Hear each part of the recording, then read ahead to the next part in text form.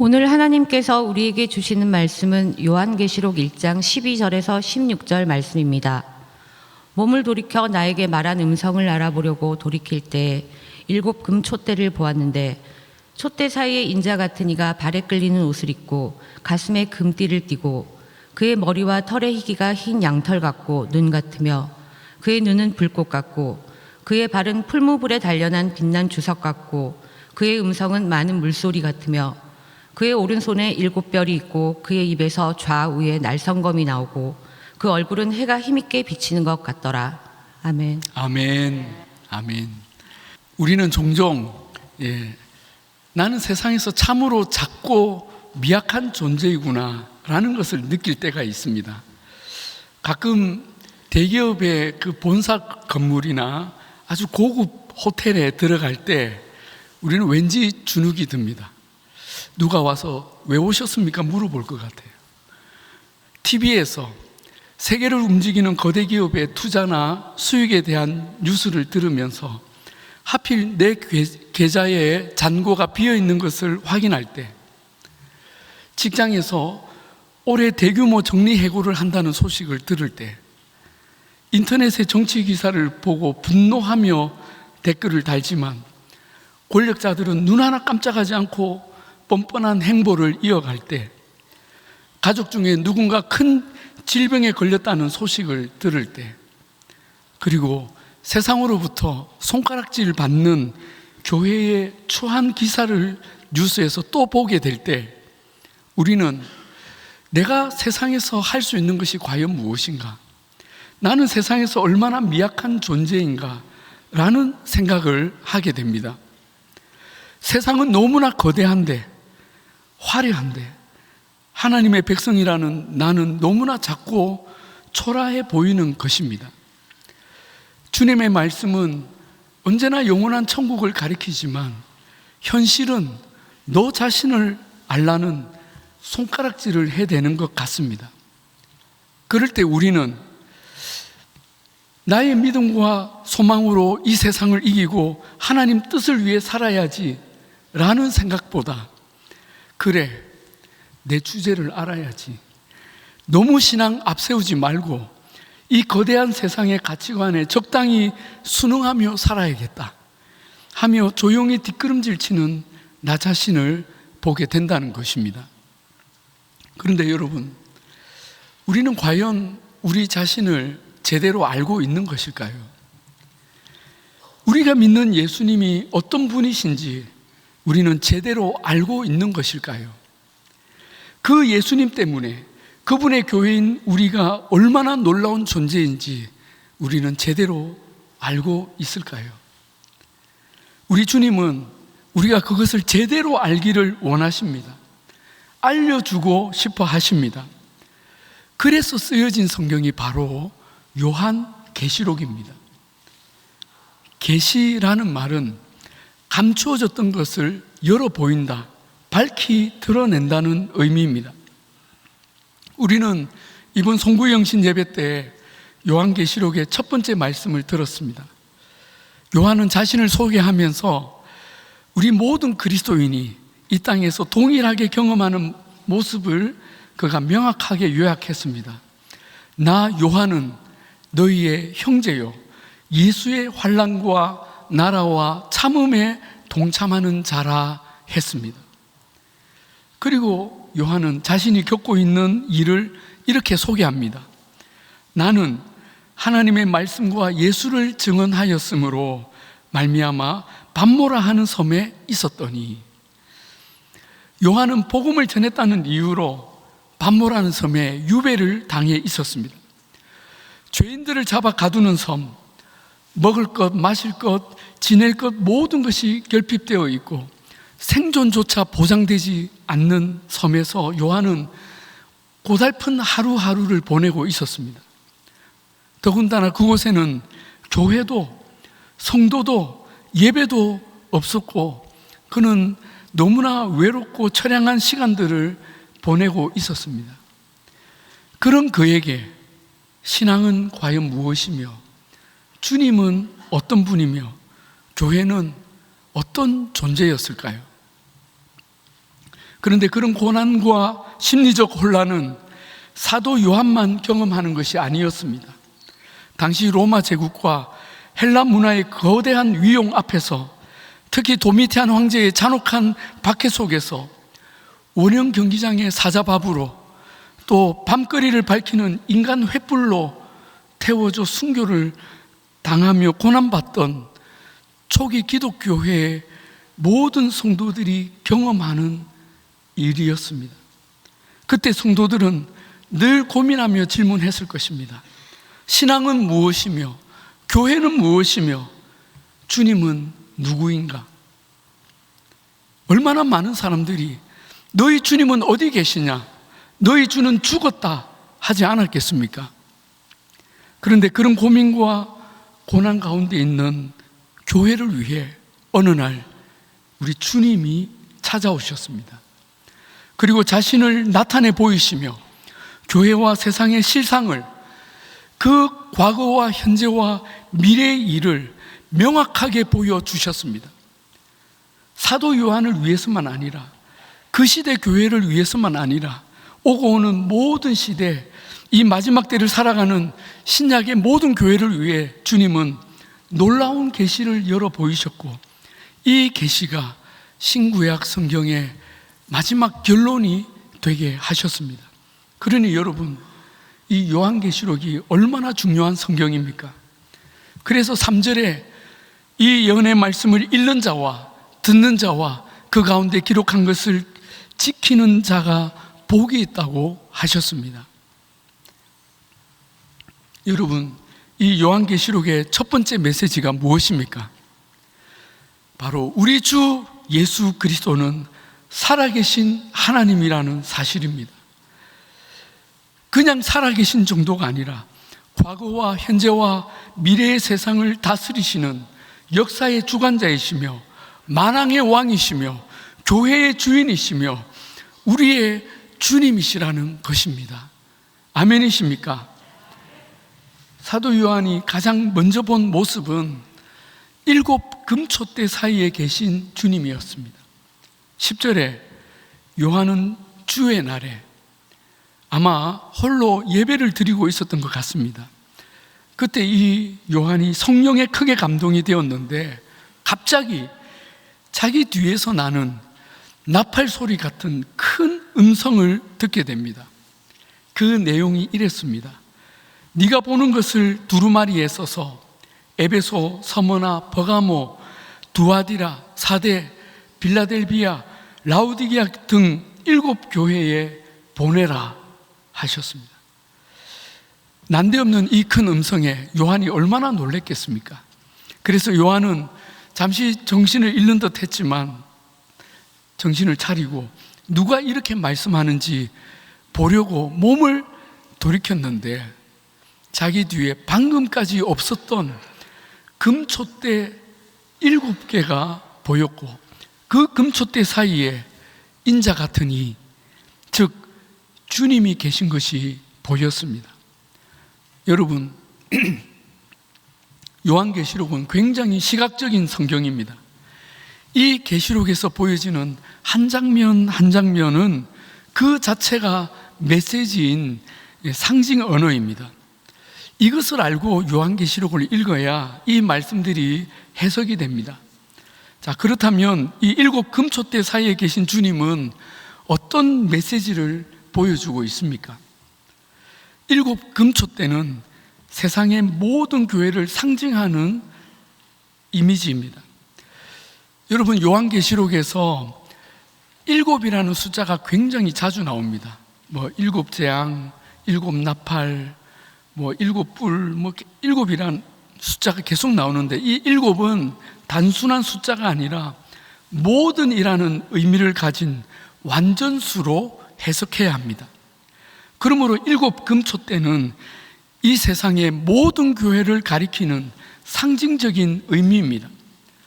그런데 그 금촛대, 이렇게 모든 교회 사이에서 주님이 서 계셨습니다. 어떤 의미입니까? 우리 주님은 지상의 모든 교회와 함께 계시며 그들을 지키시고 돌보신다는 의미입니다. 할렐루야. 예수님께서 승천하시기 전에 볼지어다 내가 세상 끝날까지 너희와 항상 함께 있으리라 하셨는데, 주님은 그 약속을 신실하게 지키셨던 것입니다. 비록 교회는 세상에서 무시와 고난과 환난을 당하지만 주님은 한 번도 교회를 떠나시거나 외면하신 적이 없으며 늘 그들 가운데 계셔서 교회의 핏된 사명을 감당하도록 지키셨던 것입니다. 주님은 자기 백성들이 고난과 박해, 순교를 당할 때도 그들과 함께 계셨습니다. 그리고 그 고난을 끝까지 통과하도록 세상의 유혹과 위협에 무릎 꿇지 않고 끝내 승리하도록 붙들어 주시고 힘주시며 격려해 주셨습니다. 사랑하는 여러분, 그 주님께서 우리 부산중앙교회에도 지금까지 그렇게 함께 하신 줄로 믿습니다. 얼마나 놀라운 장면입니까? 그러나 놀라기에는 아직 이릅니다. 요한의 눈에 보여진 예수님의 모습은 그가 한 번도 상상한 적이 없을 만큼 놀랍고 경이로웠습니다. 예수님은 요한이 제자 시절에 보았던 그런 친숙하고 수수한 모습이 아니라 너무나 영광스럽고 존귀하며 두려운 모습으로 이날 나타나셨습니다. 자, 그 모습들을 짧게 하나씩 살펴보겠습니다. 13절에 발에 끌리는 옷을 입으셨습니다. 자, 여기 발에 끌리는 옷은 당시 성도들에게는 누구의 옷인지 금방 알 수 있었습니다. 바로 제사장의 옷입니다. 예수님은 죄인인 우리와 심판자인 하나님 사이에 중보하시며 화평을 이루시는 영원한 대제사장이십니다. 예수님의 이 발에 끌리는 옷은 주님의 영적인 권위와 신분을 나타내고 있습니다. 그리고 주님은 가슴에 금띠를 띠셨습니다. 제사장은 금띠를 띠지 않습니다. 이 금띠는 왕이 착용하는 것입니다. 즉 예수님은 제사장이시면서 또 왕이심을 이 금띠가 보여주고 있습니다. 여러분, 베드로전서에 우리를 왕 같은 제사장이라고 부르고 있는데 바로 주님이 그 원형이신 거죠. 그런데 주님은 어떤 왕이십니까? 주님은 이 땅에 보이는 세계뿐만 아니라 보이지 않는 영적 세계까지 다스리시는 만왕의 왕이십니다. 당시 제국의 왕들이나 로마의 황제는 세상 위에 군림하며 무소불위의 권위를 행사했지만 그 권세는 영원하지 않았고 완전하지도 못했고 그 날은 길지 못했습니다. 오늘날도 마찬가지입니다. 그러나 예수님은 영원하고 완전한 권세와 영광을 가지신 왕이셨습니다. 14절에 주님은 머리와 털의 희기가 흰 양털 같고 눈 같다고 묘사합니다. 이것은 예수님의 정결하심과 완전하심을 상징하는 이미지입니다. 다니엘서 7장 9절에 내가 보니 왕자가 놓이고 옛적부터 항상 계시니가 자정하셨는데 그의 옷은 희기가 눈 같고 그의 머리털은 깨끗한 양의 털 같았다는 말씀이 나옵니다. 바로 이 요한계시록의 주님을 묘사한 말씀이죠. 여러분, 세상의 모든 권세는 죄와 거짓과 불의로 다 오염되어 있습니다. 온전한 권세가 없습니다.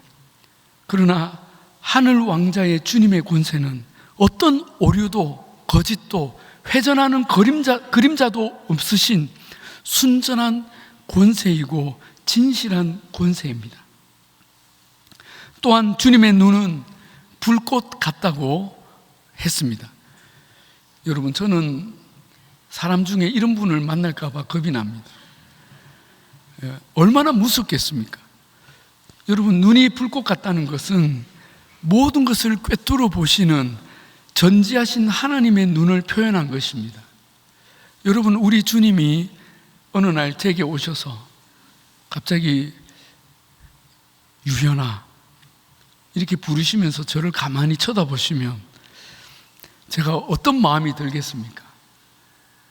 아마 안절부절 못할 것 같아요. 주님의 이 불꽃 같은 눈앞에서 우리는 어떤 거짓도 변명도 숨겨진 죄악도 결코 용납받지 못할 것입니다. 그리고 15절에 주님의 발이 풀무불에 단련한 빛난 주석 같다고 했습니다. 여러분, 풀무불은 쇠를 녹이는 아주 뜨거운 불입니다. 그런데 주님의 발이 이 풀무불에서 연단된 강력한 금속으로 빛나고 있다고 하십니다. 주님의 이 금속성 발은 바로 승리자의 발, 정복자의 발을 상징합니다. 고대 전쟁에서 적군을 물리치면 승리한 장수는 그 적군의 장수의 목을 발로 밟습니다. 우리가 승리했다는 것을 모든 사람 앞에서 보여주는 상징적인 행위입니다.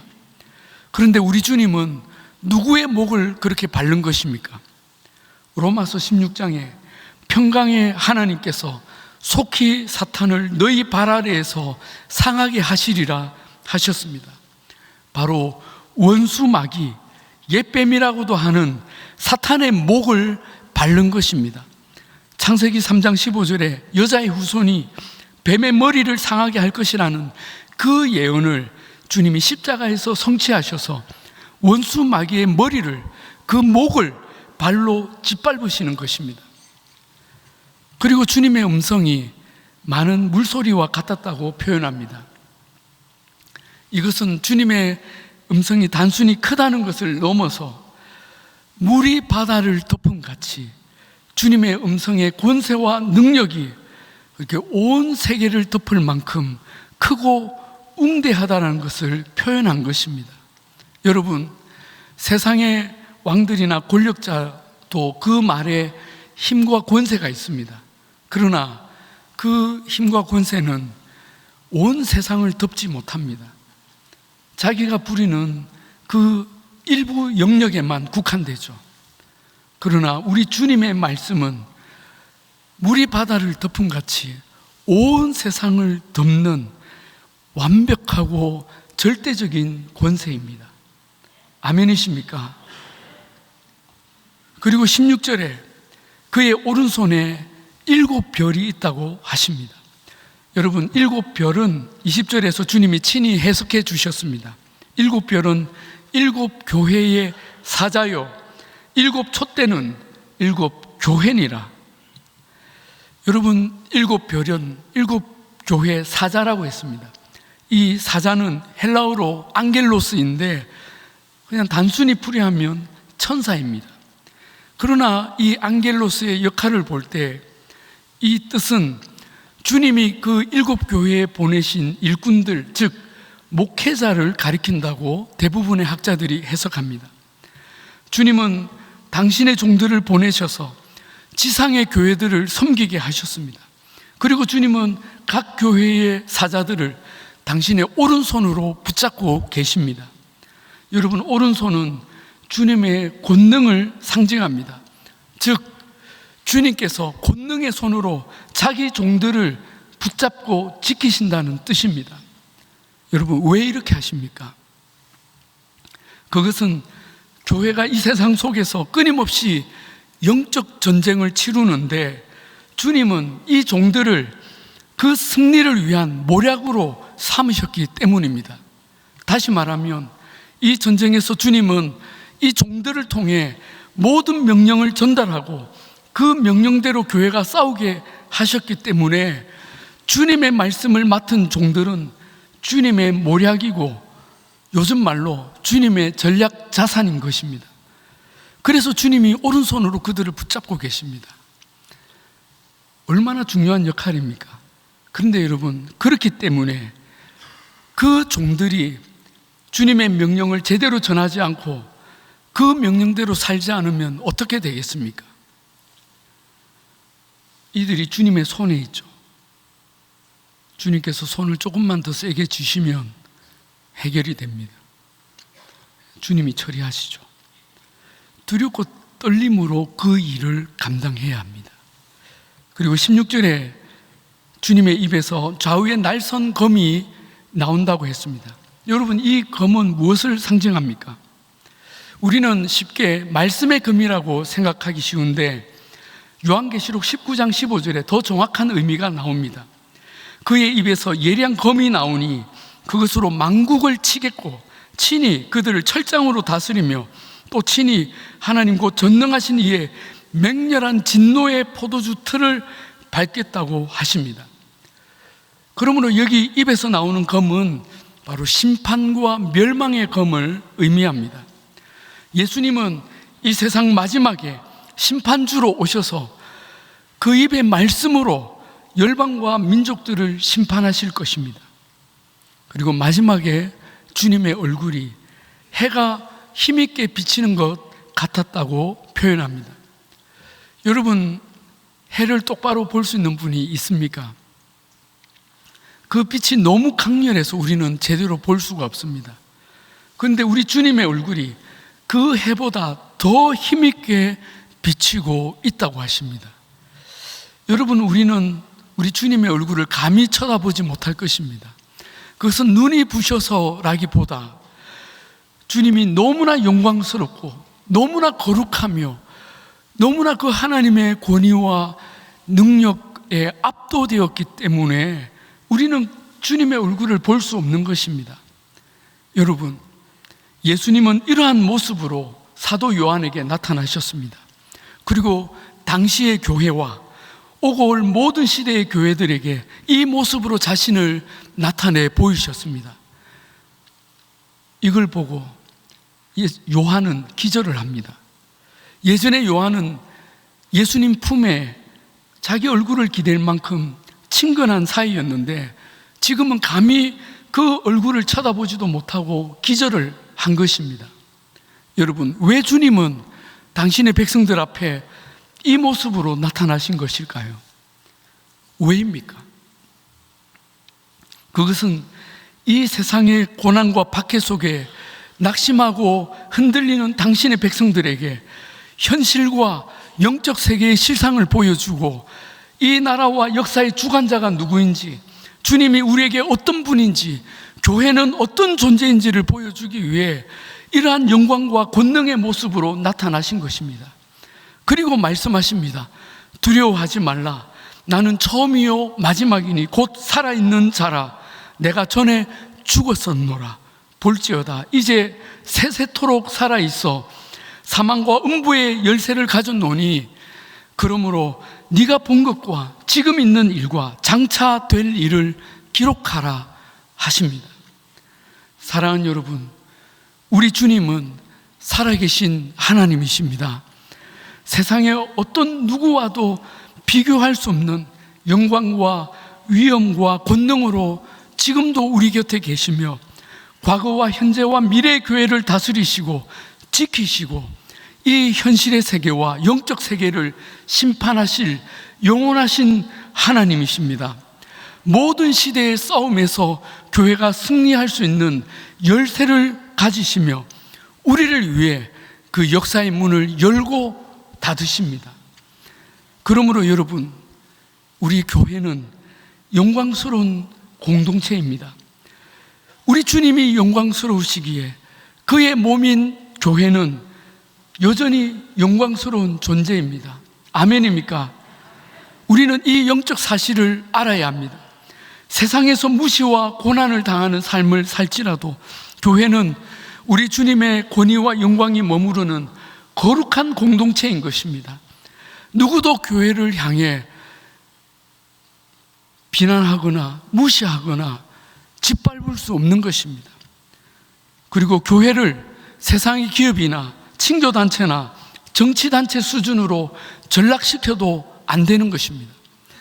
우리가 내일부터 매일 새벽 소아시아의 7교회 이야기를 들으며 주님이 꿈꾸시던 교회가 과연 어떤 교회인지 우리가 함께 말씀을 들을 것입니다.